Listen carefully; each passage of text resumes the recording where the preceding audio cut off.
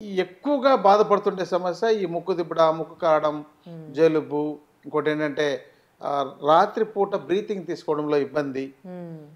ఒక్కొక్కసారి వాళ్ళకి కొంచెం దుమ్ము ఇలాంటివి ఏమైనా ఫ్యాన్ వేసినా, ఏసీలోకి వెళ్ళినా ఆ అలర్జీ.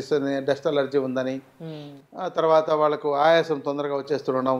ఇంకా ఈ మైగ్రేన్ అంటే మొత్తం హ్మ్. తలనొప్పి రావడం.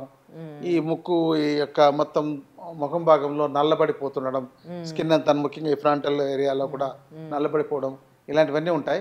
ముఖ్యంగా మనకిక్కడ బాగా చెప్పుకోవాల్సింది ఏందంటే, శ్వాస వ్యవస్థ ఆరోగ్యకరంగా ఉంటేనే ఆ హ్మ్. వ్యక్తి ఆరోగ్యకరంగా జీవిస్తాడు. హ్మ్. ముందు శ్వాస వ్యవస్థలోనే సమస్యలు ఉన్నట్టయితే అతనికి ప్రతిరోజు ఒక ప్రశ్నార్థకంగా ఉంటుంది. రాత్రి పడుకున్నప్పుడు పొద్దున్నే నిద్ర లేస్తానో లేదో అనే డౌట్ ఉంటుంది. హ్మ్. ముక్కు పట్టేస్తే ఆడకపోతే ఎక్కడ హ్మ్. ఏమవుతుందో, ఊపిరాడకపోతే ఏమవుతుందో అని చాలామంది భయపడుతూ హ్మ్. జీవిస్తుంటారు.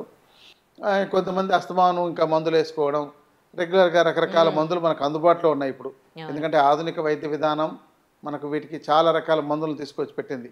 సో, ఇవన్నీ తాత్కాలికంగా ఉపశమనిస్తున్నాయే తప్ప శాశ్వత పరిష్కారం ఇవ్వడం లేదు. హ్మ్. దానితో పాటు ఇవి లాంగ్ టైమ్ వాడినట్టయితే వాళ్ళకి ఇతర అనారోగ్య సమస్యలు కూడా డెవలప్ అవుతున్నాయి. హ్మ్. ప్రస్తుత జీవన విధానంలో ఇక్కడున్న మనకున్న పొల్యూషన్‌లో ఆహార విధానము, జీవన విధానం సరిగా లేక చాలామందికి ఈ రోగాలు 100లో 30-40 మంది దాకా బాధపడుతుండే వాళ్ళున్నారు. హ్మ్. అంటే చిన్నగానో, పెద్దగానో. హ్మ్.